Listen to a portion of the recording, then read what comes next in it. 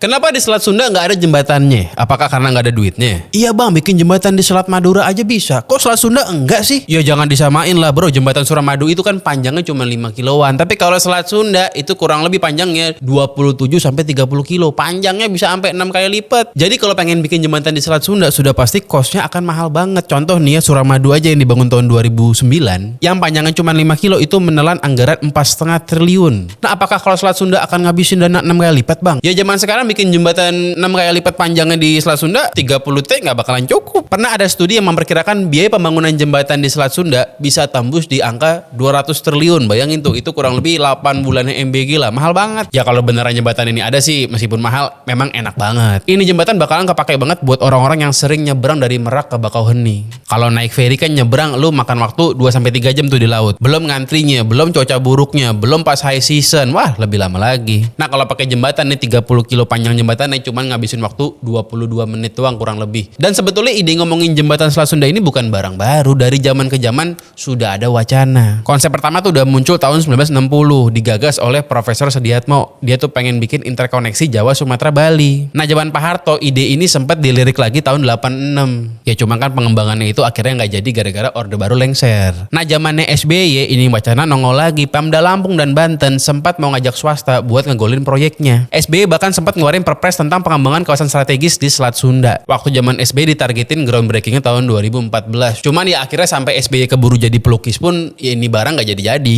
Nah setelah SBY begitu sang legenda idola gue Bang Jack menjabat, proyek ini malah dicoret dari prioritas nasional. Bang Jack lebih milih fokus ke pembangunan ekosistem maritim. Kenapa? Ya karena memang costnya si jembatan ini tuh luar biasa mahal. Dan selain biayanya mahal, kalau misalnya jembatan ini beneran dibangun, bisa mengacaukan ekonomi yang sudah terbangun selama ini di sekitaran Selat Sunda itu. Selat Sunda ini merupakan jalur pelayaran internasional. Jadi ya bangun jembatan gak bisa sembarangan karena traffic ferry itu yang lewat bisa turun drastis. Dampak ekonominya itu domino. Termasuk ke semua aktivitas ekonomi yang puluhan tahun ini udah hidup di ekosistem pelabuhan Merak Bakauheni. Ya trade-off-nya terlalu sadis, itu belum ngomongin soal kebencanaan. Selat Sunda ini kan tempat dimana ada anak Krakatau. Nah daripada kita ngomongin jembatan Selat Sunda, sebenarnya lebih masuk akal secara ekonomi di Selat Bali. Nah kalau di Selat Bali itu kurang lebih panjangnya sama kayak di Suramadu, kurang lebih kalau bikin jembatan nih ya 5 kiloan lah. Nah kalau soal Bali jawabannya itu bukan soal duit tapi lebih ke budaya. Sebagian tokoh adat Bali itu meyakini bahwa Pulau Bali harus tetap terpisah dari Pulau Jawa secara skala maupun niskala lewat laut yang dianggap suci. Sisi lain juga pasti nambah beban lingkungan di sekitaran Bali yang sekarang aja udah mulai keteteran. Ya sebenarnya sih keren ya kalau misalnya nih Sumatera disambungin ke Jawa, sambungin ke Bali, sambungin ke NTB, ke NTT. Aduh deh,